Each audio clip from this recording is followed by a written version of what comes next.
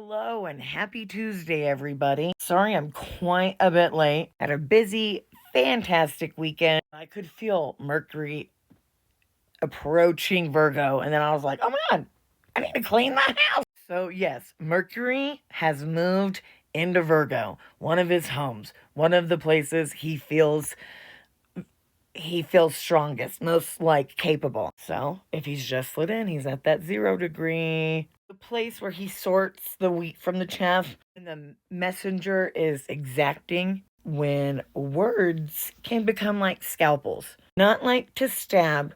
Okay, don't think of it as a knife, a scalpel, a doctor, precision. Here's the catch though. Mercury has moved in and started to pull on some things. He's trying to pull on threads that don't really quite match up. There's some tension. There needs to be something fixed or set. He's in an inconjunct, which is mostly known when you look at charts as a quincunx or whatever. Quincux. I've never been great with that word, but I also really prefer in conjunct with how the energies show themselves. So first of all, Mercury's in conjunct Neptune. So if he's in conjunct with Neptune, he's also in conjunct with Saturn. And then La Luna herself, she has an in conjunct with Venus today. So what does an in conjunct mean? Or a quincunx? Sorry, hooked on phonics kid over here with deaf parents is rough. This means when the math doesn't quite add up. It's usually two signs that don't share the same language. It's like going to a foreign country and assuming everyone knows English and they just look at you and you have to get a translator. It very much feels irritating. And I hate but a glitch in the matrix or something. You've been here before, but the pieces have never quite fit. It's kind of the give it another try. Give it a good old college try. That's what my grandpa used to say. Try it until it clicks, until you get an interpreter. So yeah, tension in the air is thick. I know we had a rough July. I know we had a rough August.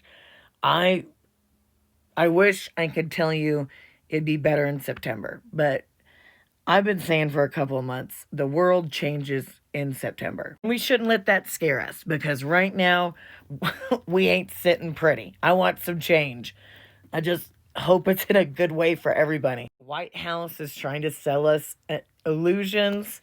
I was so glad because I wrote my script of not being able to see Trump. And then, they had that little decoy of that hat, and I knew in my gut, I'm like, White House is selling illusions and delusions by the day. And we're just coming back from Labor Day, okay? Labor Day is the day that we are supposed to remember that the power is to the people. It's of the power of people coming together. I mentioned this before, but in a way older video, how women weren't allowed to gather and circle and talk about what's going on. They're trying to separate us. Why?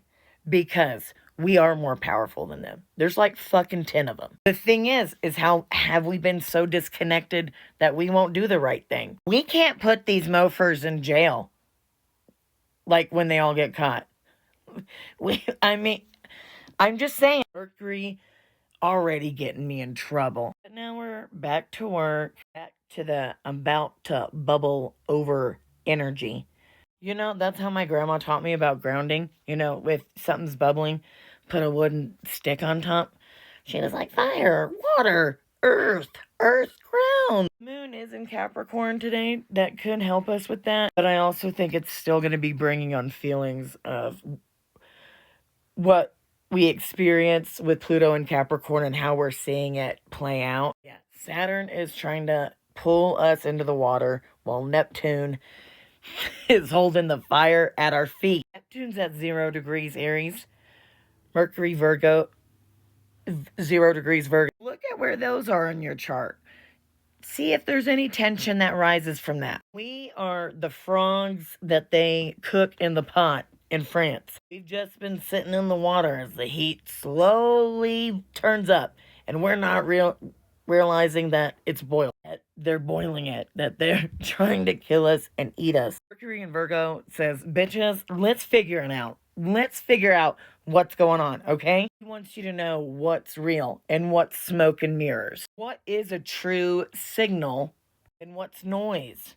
What's real? Who in your chart is Mercury calling? First of all, moving into that Virgo house, but 0 degree, ringy dingy. Who's picking up? So on my personal, Pluto, again, let's go back a little bit and let me explain further that Mercury and Neptune in conjunct at the 0 degree, one in Virgo and one in Aries. That transit right there is like you're trying to make a quilt with two pieces that don't go. Mercury and Virgo would like to analyze, would like to look at the detail, would like to sort. Neptune and Aries, especially that 0 degree, we've been calling it like the holy war. You know, he's wild intuition, a burst of vision that refuses to be contained. You're gonna put these baddies together and you're gonna get a little bit of friction. The dream doesn't fit neatly into the plan, into the picture, into the manifestation. There's a message, but we don't have a translator. It can feel like being torn between practicality and inspiration, innovation, like trying to ground a lightning strike. Sometimes that's going to show up as being overcritical of dreams, of yourself. I can't do this dream unless I finish this because it has to be perfect. Also, Neptune wants you to be swept up in that vision. He wants to sweep you up so hard that sometimes the details can fall away. Think of it like that documentary, Fire Festival, right? All of the passion, but none of the planning. See, there's a gift here for us, okay? There always is, if you can look for it. It's learning to hold both and to hold both equally, like in the same regard, because they're both fucking important. You can hold the meticulous, you can also hold onto the mystical, and hopefully something new will emerge, like a merger, or they figure out how to work together. Something new definitely wants to emerge. Again, who's Mercury calling in your chart? Who's Neptune calling on your chart? The message, yes, is collective, but first it has to be personal. Thank you guys. Have a happy Tuesday.